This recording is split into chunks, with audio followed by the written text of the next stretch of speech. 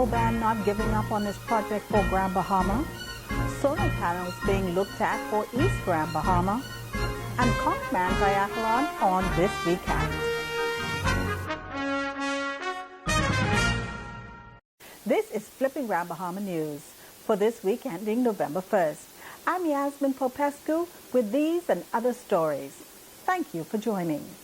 Despite the oil spill during the recent devastation brought on by Hurricane Dorian in Grand Bahama, it has been confirmed that Oban Energies is still pushing forward to establish a plant in East Grand Bahama. A government official confirmed this to this news outlet that the group has not given up on their plans. Their plan is to develop an oil storage facility and oil refinery along the Northwest Providence Channel. According to their message on their website, the facility will be located off the southern tip of Grand Bahama, 35 miles east of Freeport. The terminal will play a key strategic role as one of only two facilities close to the U.S. Gulf and East Coast for deepwater marine terminal servicing of crude and other products that are uploaded from large tankers at the marine terminal and either stored or loaded onto smaller ships that can access the shallow water berths along the East Coast and the Caribbean.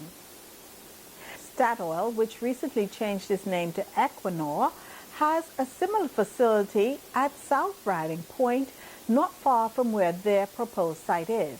During the storm, the terminal experienced an oil spill of 55,000 pounds of oil, which is presently being cleaned up, according to Deputy Prime Minister and Member of Parliament for East Grand Bahama, Honorable K. Peter Turnquest. During a recent meeting, he said that following the hurricane, Equinor cleaned up some 53 pounds of that spillage. In August of this year, a national daily reported that cabinet ministers continue to mull over the $5.5 billion Oban Energies deal, and the Deputy Prime Minister admitted he had concerns about the company's inexperience, but added that Grand Bahama residents are overwhelmingly in support of the project. The report noted that Oban deal has been shrouded in controversy since the government signed the ceremonial heads of government with the company's non-executive chairman, Peter Krieger, nearly a year and a half ago. The agreement was signed without an environmental impact assessment in place, which was a major point of contention for local environmentalists. Solar power is being looked at for East Grand Bahama, said Chief Financial Officer Tony Lopez of the Grand Bahama Power Company as he addressed the local government town hall meeting at St. Jude's Hall on Monday evening this week. Mr. Lopez said what they need to know is the resettlement plans so that they can work with the community to power the areas as the homes are deemed ready after being inspected. Our preliminary plans are that we don't think it makes sense or it's feasible to rebuild that line with poles and wires. That's a very long stretch.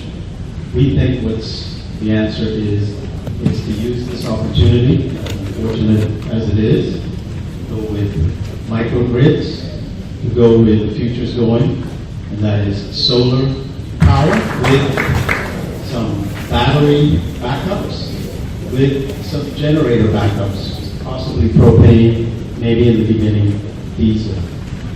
So of course, what we're trying to sort out and what we need to know is what is the resettlement plan?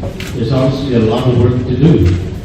And so what we need to do is to understand what's phase one, what's phase two, phase three. As that gets built out, we will build with it. Preceding him was Chief Communications Officer Filcher Grant, who said that between the College of the Bahamas and Freetown, they saw 70% damage to their infrastructure. From Freetown to High Rock, 80% damage. High Rock to McLeanstown, 90% damage. In the West last week, there was a town hall meeting for the $60 million Bella Vista Resort and Marina that is being proposed by Washington Development Group Company Limited. The resort will consist of 2 boutique hotels with 248 rooms.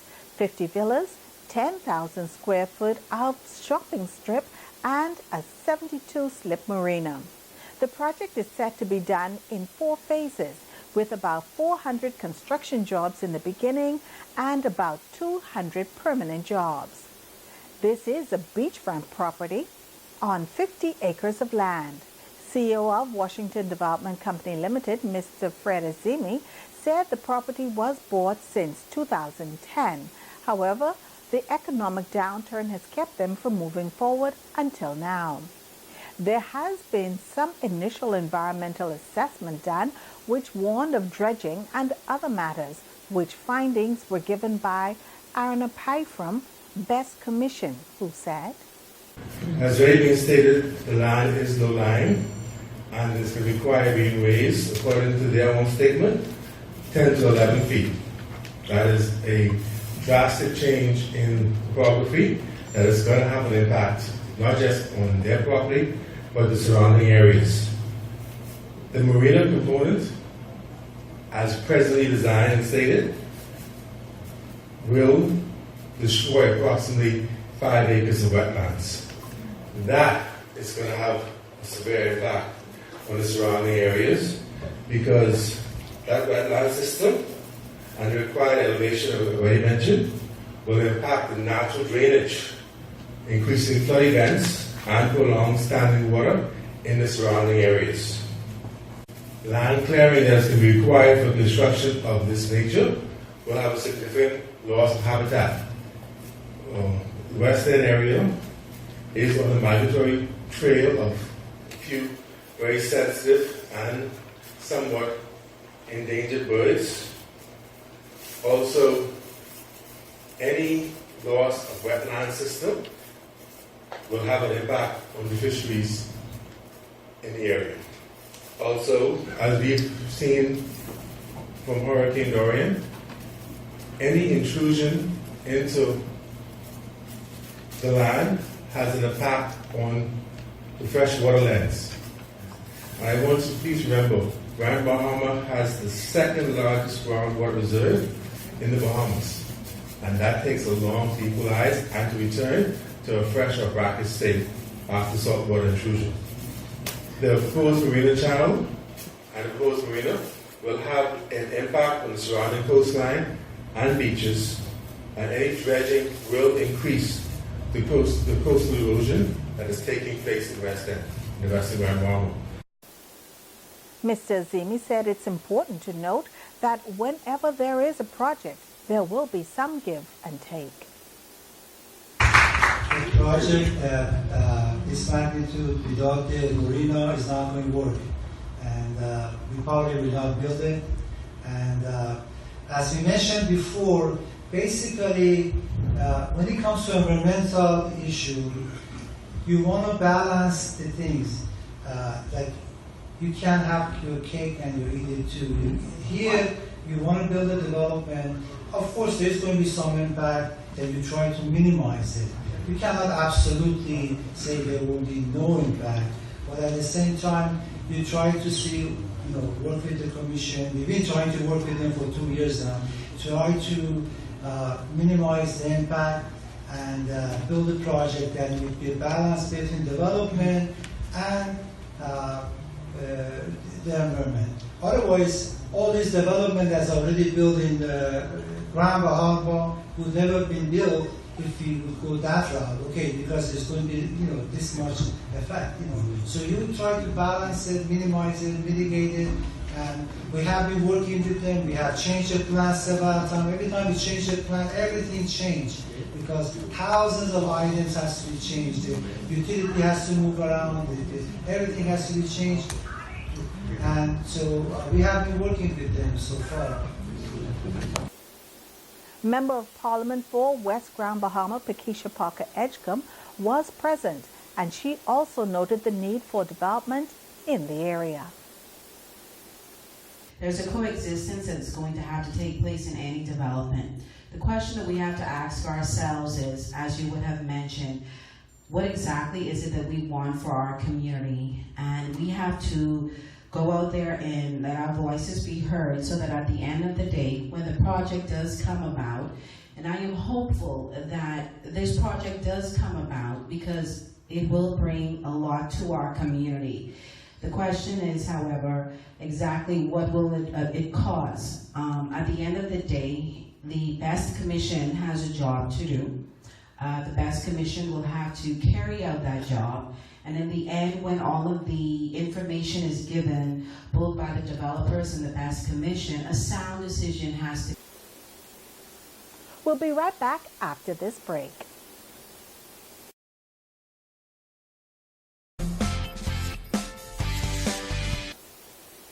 Welcome back. More developments are going on in Grand Bahama as the government signed a heads of agreement with the Western Atlantic University School of Medicine last week for the construction of a medical school in Freeport at the south of Jack Haywood School.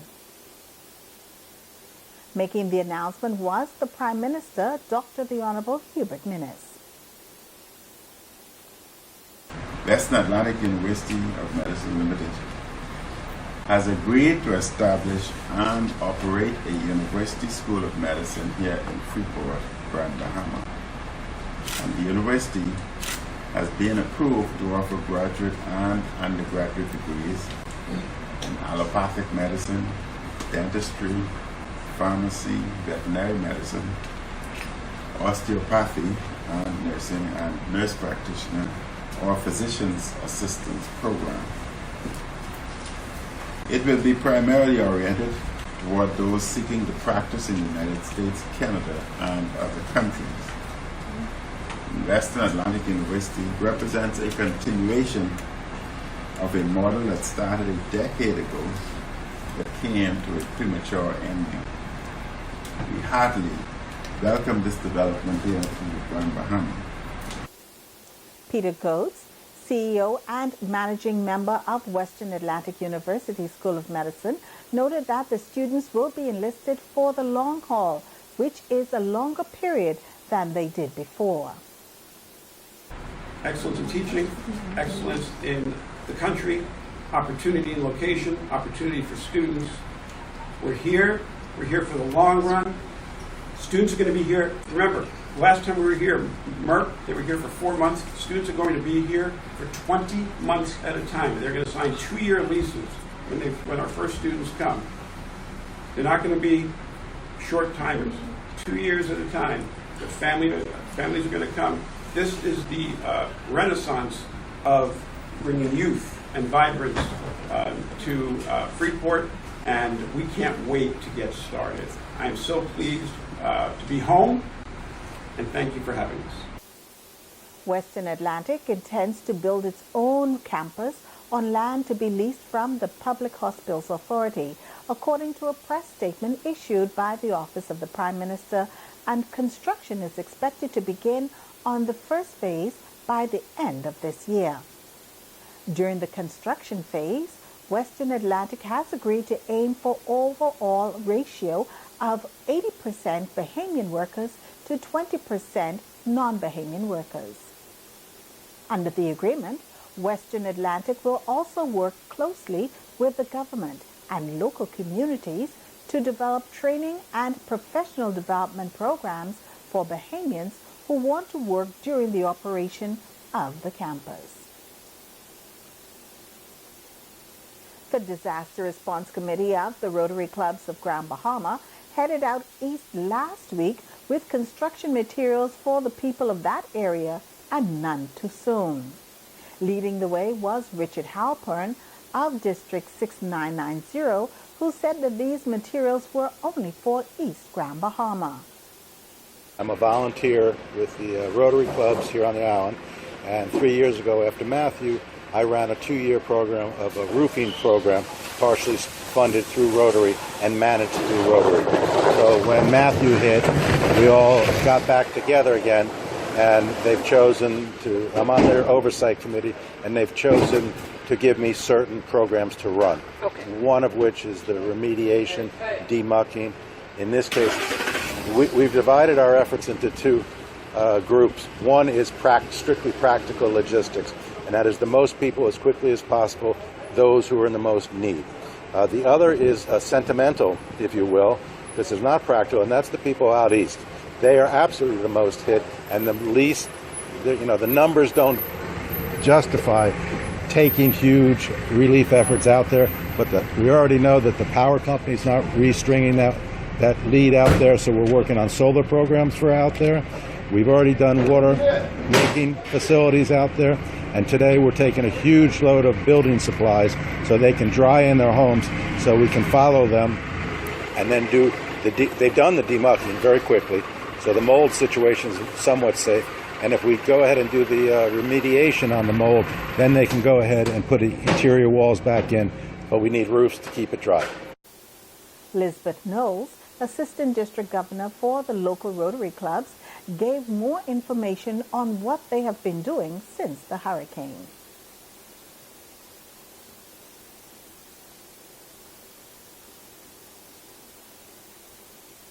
We have two warehouses.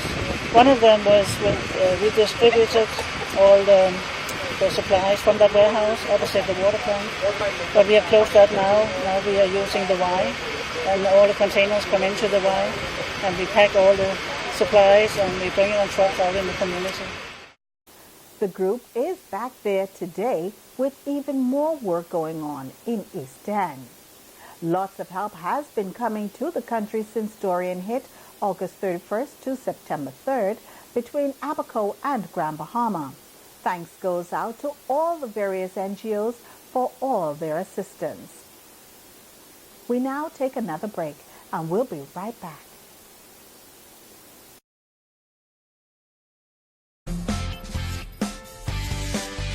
Welcome back. In national news, according to a recent news report, the World Bank has dropped the Bahamas' rating in terms of ease of doing business from 118 to 119 out of 190 countries. The report quoted the Minister of Finance and Deputy Prime Minister, K. Peter Turnquest, as calling this assessment a misunderstanding.